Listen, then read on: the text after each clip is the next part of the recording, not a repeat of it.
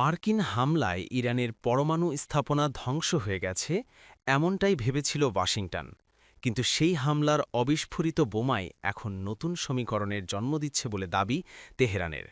ধ্বংসাস্তূপের নিচে পড়ে থাকা বোমা, ছাই হয়ে যাওয়া স্থাপনা আর ক্ষতচিহ্নের মাঝেই যেন আবারও উঠে দাঁড়ানোর বার্তা দিচ্ছে ইরান।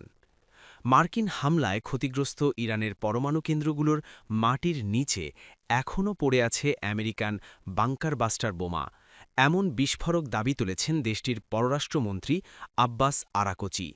তিনি বলেন, গত জুনে ১২ দিনের সংঘর্ষে যেসব পরমাণু স্থাপনা লক্ষ্য করে হামলা চালানো হয়েছিল সেসব স্থানে এখনও অবিস্ফোরিত বোমা রয়ে গেছে। নাতাঞ্জ, ফোর্দো ও ইস্পাহান, এই তিনটি স্পর্শকাতর স্থাপনা এখন নিরাপত্তা ঝুঁকির কেন্দ্রে পরিণত হয়েছে বলে জানিয়েছেন আরাকচি। ইরানের ইয়াং জার্নালিস্ট ক্লাব নিউজ এজেন্সিকে দেওয়া এক সাক্ষাৎকারে তিনি বলেন, আন্তর্জাতিক পরমাণু শক্তি সংস্থার মহাপরিচালক রাফায়েল গ্রসির সঙ্গে এ বিষয়ে সরাসরি আলোচনা হয়েছে। পরিদর্শন নিয়ে কোনো নির্দিষ্ট আন্তর্জাতিক আইন বা প্রোটোকল আছে কিনা এমন প্রশ্নের জবাবে গ্রসি নাকি জানিয়েছেন, এ ধরনের পরিস্থিতির জন্য আলাদা কোনো প্রোটোকল নেই। আর এই জবাবের পরই আরও কঠোর অবস্থান নেয় তেহরান। ইরানের পররাষ্ট্রমন্ত্রী স্পষ্ট করে বলেন, অবিস্ফোরিত বোমার উপস্থিতি এবং অন্যান্য নিরাপত্তা ঝুঁকি থাকায় পরিদর্শনের আগে একটি নতুন সমঝোতা ও প্রোটোকল তৈরি করা জরুরি। এই শর্ত পূরণ না হলে কোনো আন্তর্জাতিক পরিদর্শন সম্ভব নয় বলেও জানিয়ে দিয়েছে ইরান। বিশেষজ্ঞদের মতে এখানেই তৈরি হয়েছে যুক্তরাষ্ট্রের জন্য বড় কৌশলগত ঝুঁকি, কারণ অবিস্ফোরিত এসব বোমা ইরানের হাতে পড়লে সেগুলো বিশ্লেষণের সুযোগ তৈরি হতে পারে, যাকে বলা হয় রিভার্স ইঞ্জিনিয়ারিং।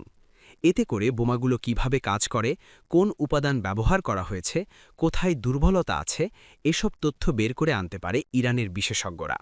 ফলে যুক্তরাষ্ট্রের অত্যাধুনিক বাংকার বাস্টার প্রযুক্তি সম্পর্কে গুরুত্বপূর্ণ ধারণা পেতে পারে তেহরান। শুধু প্রতিরক্ষা জোরদার করাই নয়, একই ধরনের প্রযুক্তি উন্নয়নেও এই তথ্য কাজে লাগতে পারে বলে মনে করছেন বিশ্লেষকরা। এমনকি সেই প্রযুক্তিগত তথ্য ইরানের মিত্রদেশ চীন বা রাশিয়ার কাছেও পৌঁছে যেতে পারে বলে আশঙ্কা রয়েছে। বিশেষজ্ঞদের মতে এটি শুধু সামরিক লাভের বিষয় নয়, কূটনৈতিক চাপ তৈরির বড় হাতিয়ারও হতে পারে, কারণ যুক্তরাষ্ট্র কখনোই চায় না তাদের সর্বাধুনিক অস্ত্র প্রযুক্তি প্রতিপক্ষের গবেষণার টেবিলে পৌঁছে যাক।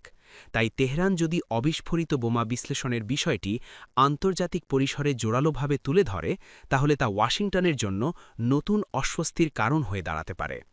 ধ্বংসাস্তূপের নিচে পড়ে থাকা বোমা, যা একসময় ছিল ধ্বংসের প্রতীক, সেটি এখন ইরানের হাতে সম্ভাব্য কৌশলগত শক্তিতে রূপ নিতে পারে। আর সেখান থেকেই তৈরি হচ্ছে মধ্যপ্রাচ্যের নতুন সামরিক ও কূটনৈতিক সমীকরণ।